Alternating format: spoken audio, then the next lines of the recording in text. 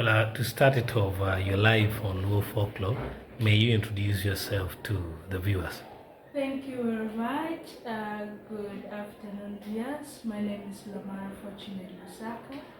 I'm a girl of 16 at Archbishop Flynn Secondary School. I'm in senior 3 grade. On the 1st of June, I was an ambassador for a day in the UN of Uganda. It was such an experience. So, matter of joke, what decisions did you make as an ambassador for one day? Oh, thank you for that question. It's really so nice to share once again. Being an ambassador is not just about staying there and people calling Your Excellency the ambassador. It's about the ideas you always come out with. Actually, we wrote an essay which was titled, "If you were an ambassador, what would you do to support a more equitable business environment for young women in Uganda?" So you had to come up with the statistics of which the 4th edition of the MasterCard Index of Women Entrepreneurs ranked Uganda at 38.2% of female-owned businesses in the country. And so you had to come with the ideas of how you were actually going to do it, of which I came out with 5 ideas, which I believe was so calm from an Acholi girl that of the country. Number 1, I was really emphasizing on the use of ICT because this is what will really help our country to develop. And there is one thing, the International Women's Day celebration in Uganda was galvanized under the theme Digital Innovation for Gender Equality, to celebrate the years that the women have been developing the country socially, politically, culturally, and in many other ways. Of which it will be one way if we embrace e-commerce, it will make women's businesses go beyond the immediate vicinity. And it will reach out to a wider customer base with differing preferences. Secondly, I talk of financial assistance which is given to women of this country. Studies have shown that women entrepreneurs are always evaluated differently when it comes to access to funds from credit institutions, of which these women also have other responsibilities, by the way. We are aware of the fact that women actually carry very many responsibilities. You talk of child care, you talk of other family responsibilities, but they manage to all these activities in their hands and to do these activities every day. And so there is one thing that hinders them from accessing funds from credit institutions because they don't have collaterals. Like take for example in our culture, it is not so good for a woman to tell to herself that she owns a house, but that house belongs to the family.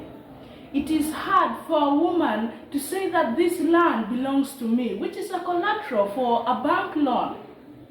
So we really emphasize that if the women of this country can be given that liberty to access funds from credit institutions without considering the collaterals, but putting in mind that when you help a woman, you contribute to 70% of the country's informal sector, and you have 50% of the total population of the country.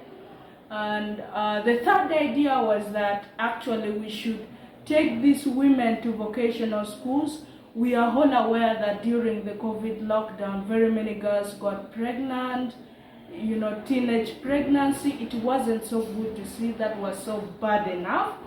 And so our parents tend, and it is true, they tend to ignore such a child who is already pregnant, a dropout. And that child will stay at home, not considering the fact that the economy is also going backward. We are not considering the future generation. But when we give them something to live on. Like technical training. Like technical trainings, like the industrial hub that has been brought. We take these people from underserved communities to these vocational schools such that when they grow up tomorrow, at least not everything they'll be asking for it. At least maybe they ask for things like you talk of rents, that is okay. But when it comes to personal needs, they're always available to them. And also we should sponsor these girls. It is not all about maybe giving vocational schools to our communities. All in all, these people don't have money. Sincerely, we have to sponsor them. We have to make sure they remain in school. We have to make sure they stay in school, that everything that comes along we provide for them. And then lastly, my idea was that we should always award successful women entrepreneurs in the country. Like, I'll put this example. Hamina Hersi is the most successful, I can say, or the richest female entrepreneur in the country. She has got many awards. And this has motivated her to build the largest sugar factory in East Africa. Now, Amina Hersi is employing 6,000 women to work in the factory. For which, what does that mean? If we could have 10 people as successful as Amina, imagine where the women of this country will be today. Where the economy is going, we have to support women. We have to make sure that they stand on their grounds to support one another. Because we are strongest when we cheer each other up. And I like saying this, that where there is a woman, there is a magic. And behind every strong, independent woman lies a broken little girl who had to realize and know how to get backups and learn how to be independent.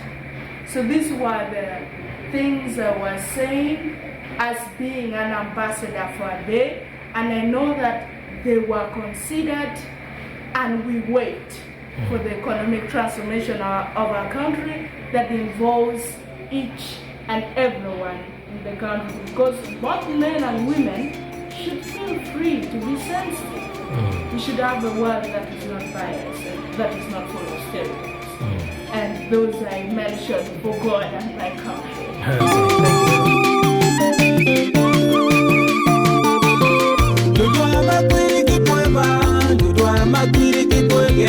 Lo quiero nego tu leche, no quiero llorar yo calla, guano cuero ba. Lo tu ama quiri ki poeba, lo tu ama quiri ki poegada. Lo quiero nego tu leche, no quiero llorar yo calla, guano cuero ba. Quiero llego